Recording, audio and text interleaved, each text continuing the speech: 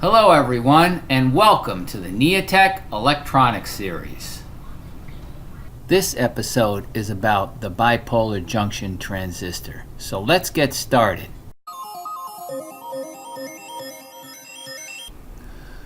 Hi everyone. I redrew the circuit that you have seen before. And I wanted to solve for three items on the circuit right there, right? I wanted to solve for IB, right? I wanted to solve for VCE, and I want to solve for VCB. I figured this would give you a good introduction on how we're going to start solving problems using the bipolar junction transistor, okay? So first let's talk about IB. And from Ohm's law, we know I is equal to what? V over R, right? So if we're looking at the base side, remember this right here is the base side, right? So we're going to start, if you notice right here, we have a voltage of VBB.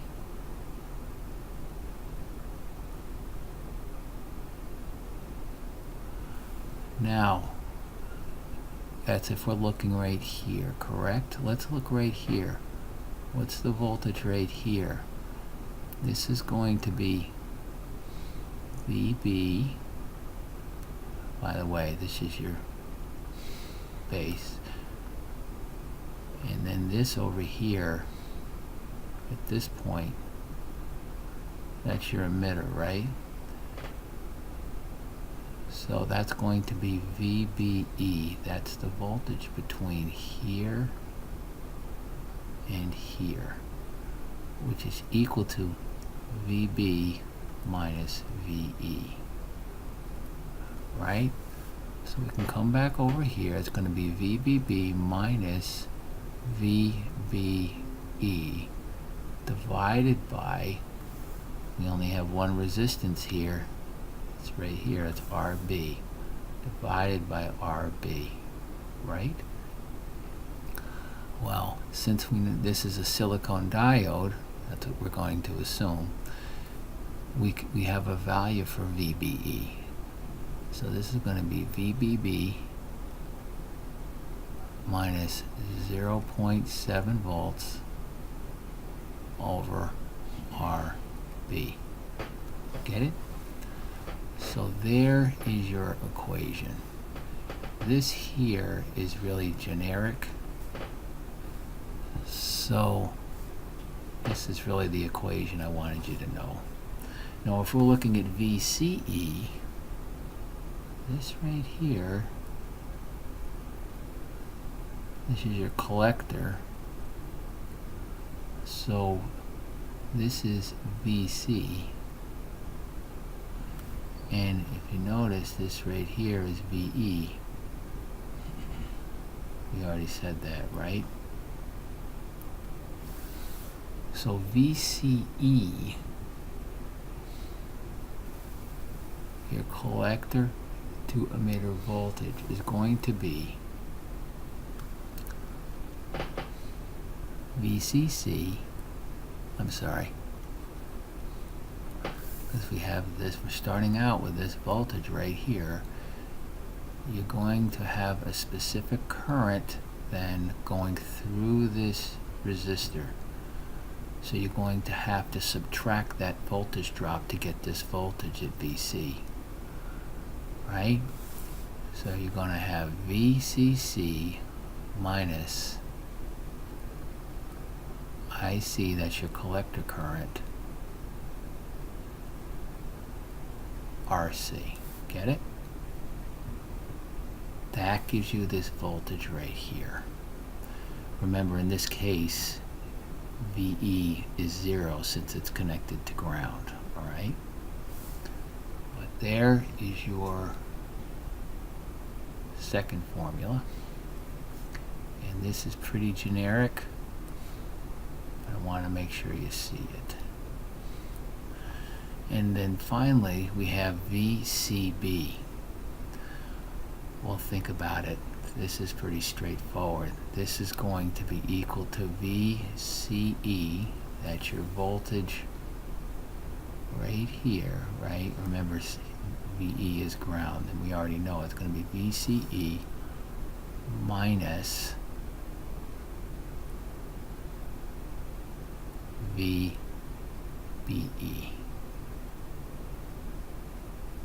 which you already know. All right? This is the generic form as well. So, I hope that has helped you in getting some understanding in what we're going to do. Now, what I want to do is I want to draw some collector curves for you so you have an understanding of how BJT transistors are graphed and what you can expect to see. See you shortly. Alright everybody, what I did is I redrew the circuit over here, as you can see, right? It's the same circuit, and I will now circle the transistor, right? There you go. Not a bad circle, huh? So this is the base, this is your collector, and this is your emitter. Alright? Now over here on this side right here, I have a graph that's not filled in yet, a chart, right? The y-axis right here, this is IC, that's your collector current, and your x-axis is VCE. Get it? That's the voltage between here and here. Okay? So if you had a voltage probe and you put it there,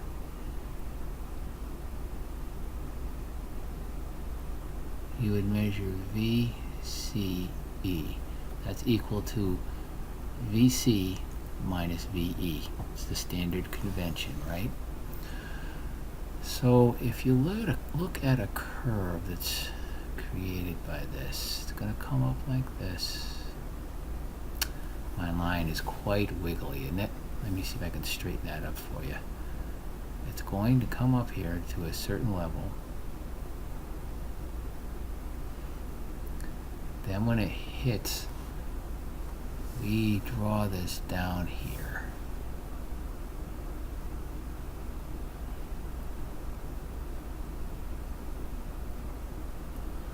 We come straight down. This is equal to 0.7 volts. Now what do you should know what that means. It's a special voltage, isn't it? That's when that diode turns on. When it turns on, your current pretty much stays level. It's not perfect in actual real life, but it's close. Then we're going to come to another point.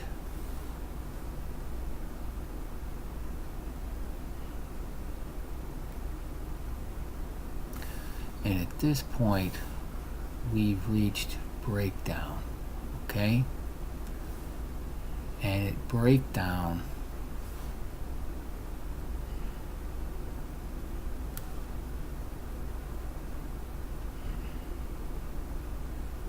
that's when it goes up like this, all right? So over here, this is breakdown.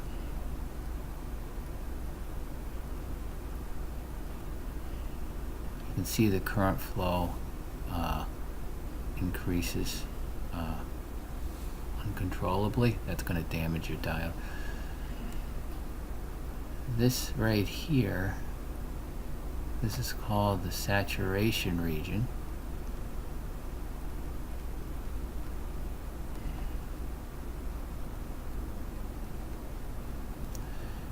And between here and here, this is called your active region. All right? So this current IC is determined, all right? Remember, I'm going to draw this. I'm just going to draw it right up here, all right? Remember, IB times beta equals IC, right? Got it? So if we vary this voltage right here, and varying it is usually represented by an arrow through the supply, I could change the current. And if I increased the voltage, suppose I increased it to here, right? Well,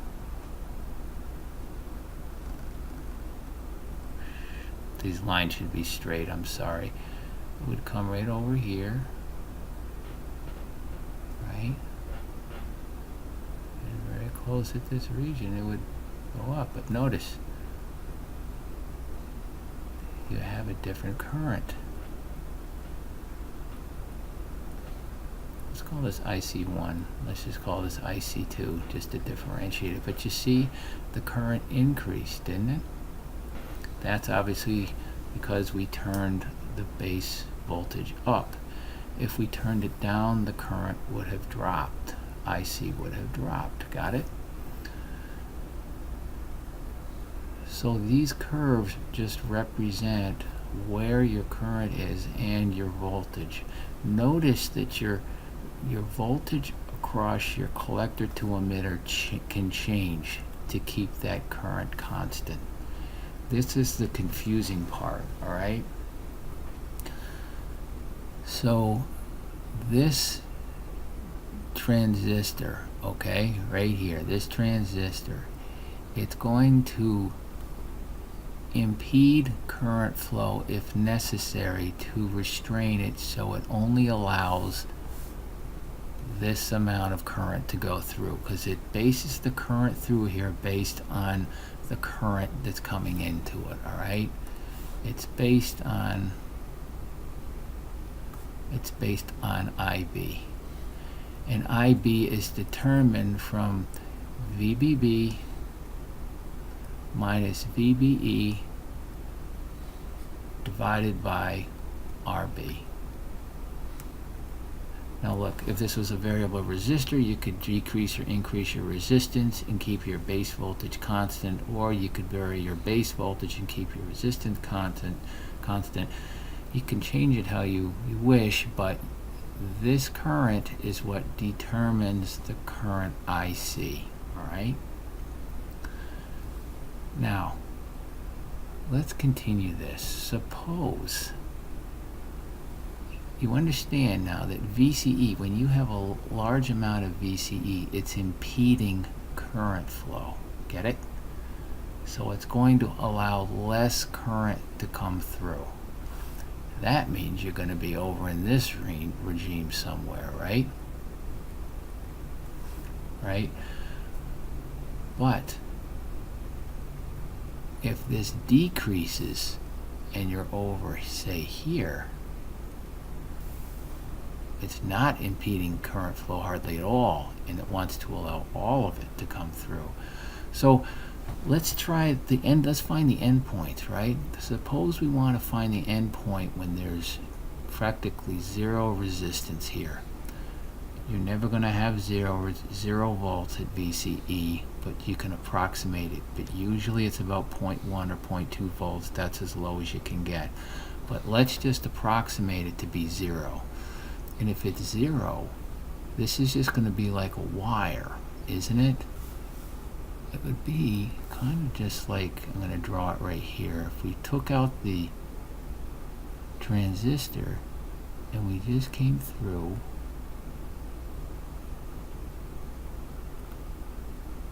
and we just drew a wire, that's all it is. And if we did that, what's going to be your current? Your current. What's going to be your current? Well, current is equal to V over R, isn't it? So it's going to be equal to VCC, which is your current over your voltage over here, divided by RC. There's no other resistor, is there? So if we draw a point right here at VCC divided by RC, that's going to be a saturation current. And this is usually referred to as IC sat. Got it? Basically, that's the maximum amount of current that can flow through that circuit. If this transistor was, the voltage across this transistor was 0, right? Now, suppose instead of this being a wire with 0 resistance, suppose this was a switch and it's open like this, right? Well, what would the voltage be there? Well, the voltage drop across a resistor RC is equal to IC times RC, correct?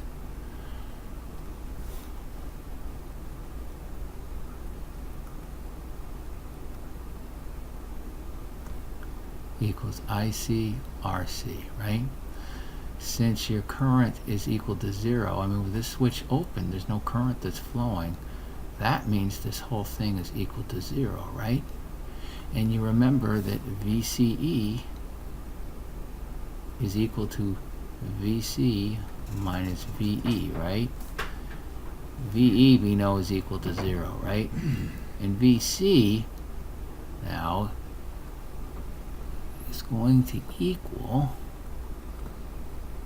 VCC, right? Because you're starting out with that voltage, you're not losing any because there's no current, there's no drop across RC, so VC is going to equal VCC, okay? So if you come over here, where are we? Let's just say we came over here. And now, if we take these, there we go. I'm going to try to draw a line for you. There, that's pretty good. This is what's called your DC load line.